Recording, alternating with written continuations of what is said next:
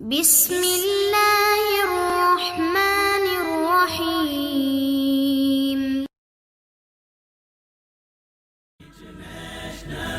Islamic Research Center. السلام علیکم ورحمۃ اللہ وبرکاتہ. جامع ترمذی میں حدیث نمبر 2488 ہے.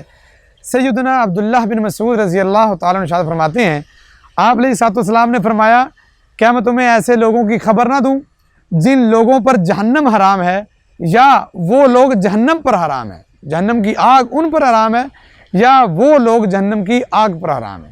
صحابہ نے کہا کیوں نہیں؟ آپ نے فرمایا ان کی 3 خوبیاں ہیں. نمبر 1 لوگوں کے قریب رہنے والے، نمبر 2 لوگوں کے لیے آسانیاں کرنے والے، نمبر 3 نرم اخلاق رکھنے والے. آئیے یہ 3 خوبیاں اپنے اندر پیدا کیجئے اور اپنے وجود کو جہنم پہ حرام کیجئے.